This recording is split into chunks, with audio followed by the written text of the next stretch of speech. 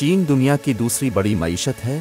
یہی وجہ ہے کہ چین کی جانب سے جاری کردہ معاشی منصوبوں کی جہاں قومی اہمیت ہے، وہاں اس کے عالمی سطح پر بھی دوررس اثرات مرتب ہوتے ہیں۔ سال 2022 چونکہ اختتام پذیر ہو رہا ہے، ایسے میں چین کی جانب سے آئندہ سال کی اقتصادی سماجی ترقی کے لیے منصوبہ بندی کلیدی اہمیت کی حامل ہے۔ اسی سلسلے کی تازہ ترین کڑی ابھی حال ہی میں بیجنگ میں سالانہ سینٹرل اکنامک ورک کانفرنس کا انعقاد ہے۔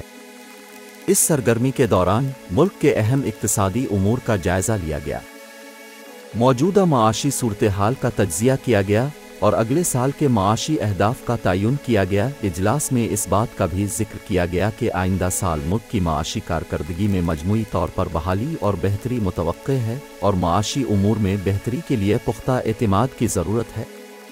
یہ مطالبہ کیا گیا کہ معاشی استحکام کو اولین ترجیح دی جائے اور آئندہ سال کے لیے معاشی استحکام کو یقینی بناتے ہوئے مستحکم ترقی کی جائے۔ اس دوران فعال مالیاتی پالیسی اور دانشمندانہ مانیٹری پالیسی پر بھی عمل درآمد جاری رہے گا۔ میکرو کنٹرول کو تیز کرنے اور اعلیٰ معیار کی ترقی کے لیے ہم آہنگی پیدا کرنے کی خاطر مختلف پالیسیوں کو مربوط کرنے کی کوششیں کی جائیں گی۔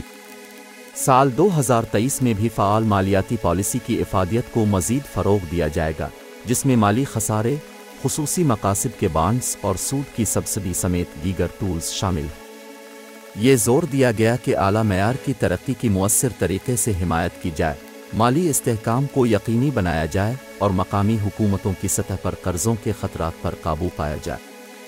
ساتھ ساتھ دانشمندانہ مانیٹری پالیسی کو اہداف اور مؤثر بنایا جائے، معقول اور موزوں لیکویڈیٹی کو برقرار رکھنے اور مائکرو اور چھوٹے کاروباروں، ٹیکنالوجی جدت طرازی اور سبز ترقی کے لیے مالیاتی اداروں کو مضبوط حمایت فراہم کی جائے۔ چین کی جانب سے یہ عزم بھی ظاہر کیا گیا ہے کہ یوان کی شرح تبادلہ کو بنیادی طور پر مناسب اور متوازن سطح پر مستحکم رکھا جائے گا اور مالیاتی استحکام کی حفاظت کے نظام کو تقویت دی جائے گی۔ روایتی صنعتوں کی تبدیلی و اپ گریڈیشن اور اسٹریٹجک ابھرتی ہوئی صنعتوں کے فروغ اور ترقی کو آسان بنانے کے ساتھ ساتھ صنعتی چینز میں کاربن پیک اور کاربن نیوٹرل کے اہداف کے لیے صنعتی پالیسیوں کو بہتر بنایا جائے گا۔ سائنس و ٹیکنالوجی کی پالیسیوں کے لحاظ سے چین قومی نوعیت کے بڑے سائنس و ٹیکنالوجی منصوبوں کی ایک صف کو پایہ تکمیل تک پہنچائے گا۔